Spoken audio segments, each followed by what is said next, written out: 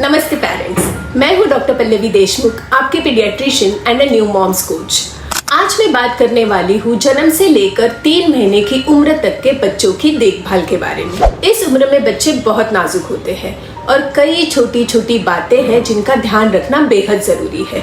क्या आप जानते हैं, हर साल दुनिया भर में लाखों न्यूबॉर्न बेबीज ऐसे इन्फेक्शंस, ब्रीदिंग इश्यूज या ग्रोथ प्रॉब्लम्स का सामना करते हैं जो टाली जा सकती थी। हाँ, टाली जा सकती थी अगर पेरेंट्स को सही समय पर सही बातें पता होती। आज के इस वीडियो में मैं आपको पहली 5 बातें बताऊंगी जो हर पेरेंट्स को जरूर पता होनी चाहिए। सबसे पहली और बहुत अहम बात, छोटे बच्चों का सिर हमेशा सपोर्ट करें। 4 महीने से कम उम्र के बच्चों का सिर उनके शरीर के साइज की तुलना में बहुत बड़ा होता है और उनकी गर्दन की मसल्स इतनी मजबूत नहीं होती है कि वो अपने सिर का वजन संभाल सके। जब तक बच्चा खुद से अपना सिर सीधा नहीं रख सकता, यानी हेड होल्डिंग नहीं आ जाती है, और ये हेड होल्डिंग कब अचीव होती है? वो अचीव होती है by age of 3 to 4 months of as.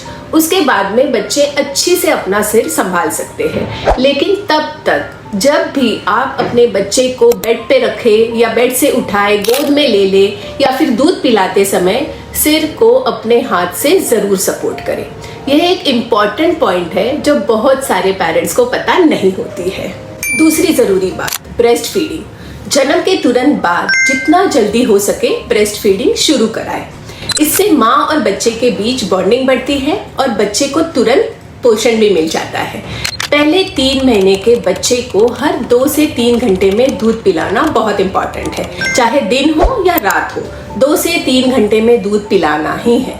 अगर बच्चा 3 घंटे से ज्यादा सो रहा है तो हल्के से उसके पीठ या पैर सहलाकर उसे नींद से जगा सकते हैं। पूरी तरह जगाने की जरूरत नहीं होती, हल्का सा जगाने पर भी बच्चा दूध पीना शुरू कर देता है। अब बात करते हैं माँ के पहले दूध यानी कोलोस्ट्रम की। जन्म के पहले 3 से 5 दिन जो गाढ़ा पीला दूध निकलता है उसे कोलोस्ट्रम कहते हैं। इसकी मात्रा भले कम हो, लेकिन इसमें इम्यूनिटी और कैलोरीज दोनों बहुत ज्यादा होती है। यह बच्चे की इम्यूनिटी को मजबूत करता है, इसलिए बच्चे को ये दूध पिलाना बहुत इम्पोर्टेंट है। दूध पिलाने के बाद बर्पिंग बहुत जरूरी है। फीडिंग के बाद बच्चे को कम से कम 10 to 15 मिनट्स तक धीरे धीरे पीठ पर कप्ड हैंड से टैप करें ताकि दूध पीते वक्त निगली हुई हवा बाहर निकल जाए। अगर बर्पिंग न हो तो बच्चा उल्टी कर सकता है। हर बार आपको हवा निकलने की आवाज महसूस हो ऐसा जरूरी नहीं है, लेकिन समय पूरा करके धीरे धीरे टैप करते रहें।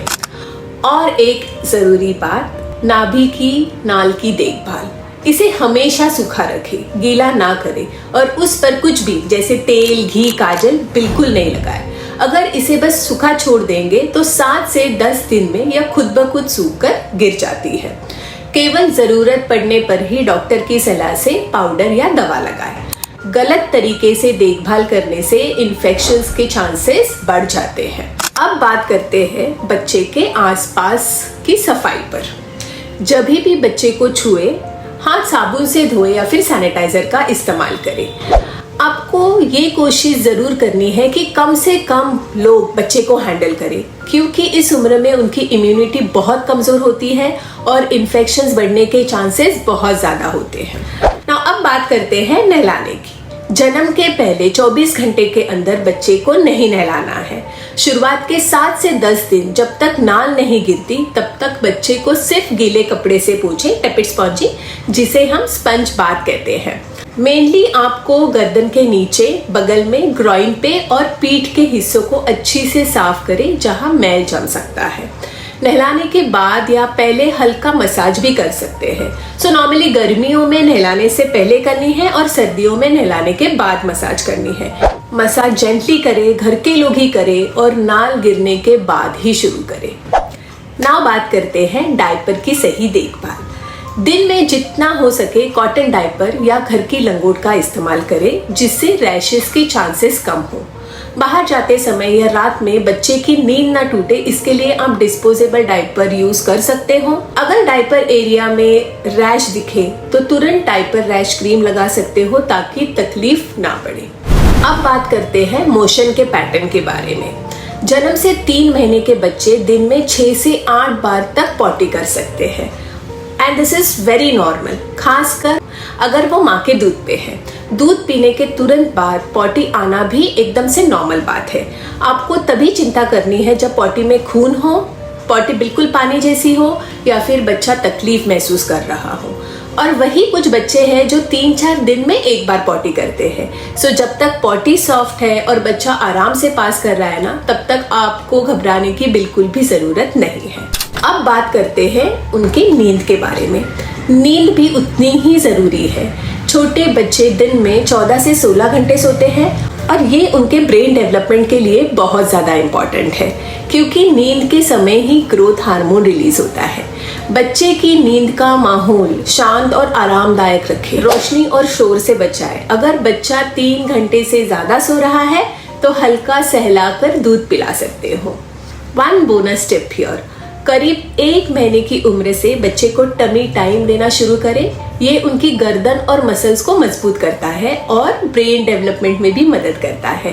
तो पेरेंट्स, ये थी ये सारी ज़रूरी बातें जिनका ध्यान रखकर आप अपने बेबी को, आप अपने बच्चे की सेहत और विकास में मदद कर सकते हैं। अगर आपको ये वीडियो हेल्पफुल लगी हो तो इसे लाइक ज़रूर करें और अपने फ्रेंड्स और रिलेटिव्स के साथ में ज़रूर शेयर करें, खासकर उन माओं के साथ में जिनके घर में अभी अभी एक छोटा सा बेबी आया है। और हाँ, चैनल को सब्सक्राइब करना ना भूलें और बेल आइकॉन दबाएं, ताकि जब भी मैं बच्चों की हेल्थ रिलेटेड और पेरेंटिंग से जुड़ी नई जानकारी लाऊं तो सबसे पहले आप तक पहुंचे।